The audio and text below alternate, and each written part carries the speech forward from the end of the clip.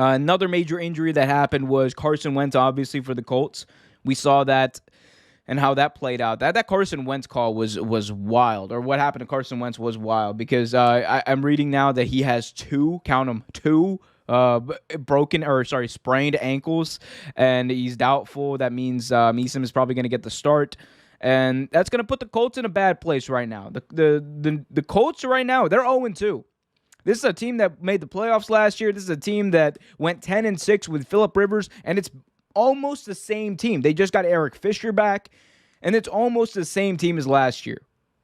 So if I'm a Colts fan, I'm worried, because if we can't win with Carson Wentz there, and now we have to play with him without him, is Easton going to be better? No.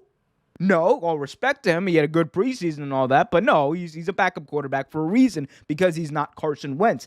And for the Colts, it was never about, plug and play Wentz, right? It was about getting Wentz time to get acclimated to that offense, reacclimated to Frank Reich calling plays for him and whatnot.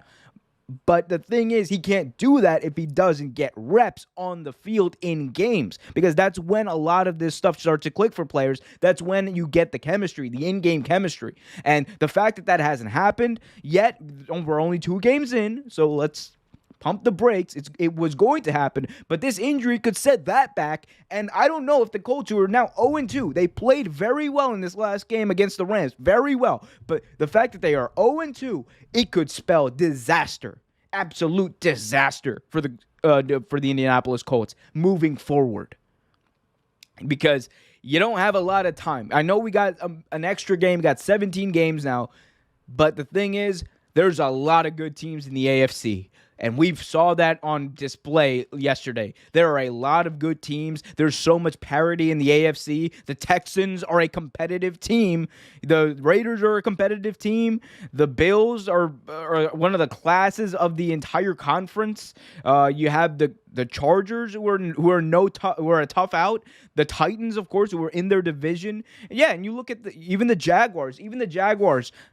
That kid, Trevor Lawrence, he's figuring things out, and he will continue to figure things out. It doesn't look pretty, but you can tell week to week he's someone who's going to get better. But I'm not going to comment on the Jets because, well, I feel it's too bad for Zach Wilson. I'll talk about Zach Wilson in just about a minute, but the AFC is full of really good teams and really competitive teams. So if you are the Indianapolis Colts, and you need to make sure, I don't care what you do, get your trainer in there, get him working with Carson Wentz. You need to make sure Carson Wentz is, when he's healthy, he is playing. You need to get him healthy as soon as possible. He is the only chance you have to make the playoffs. The only chance you have to be competitive in this AFC. Because if not, you're going to fall out on the wayside, and you might end up picking his successor just a year into this, after he hasn't even started all 17 games, whatever it is.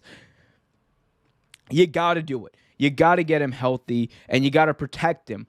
It's weird because, and the whole thing, I never got this because the whole thing with Carson Wentz was, hey, so he's only going to start week 1 if he's healthy, even though he was dealing with an injury. He was supposed to be out for I think it was 3 to 6 weeks to begin the season.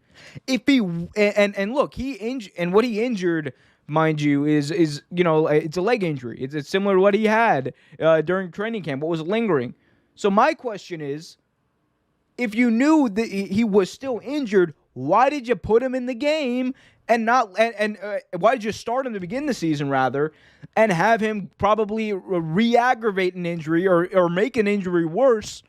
I don't get it. Doesn't make sense. I don't know what's happening. Frank Reich, I love you. You are one of the most underrated coaches there is in professional football today. But what the fuck, man? What the fuck?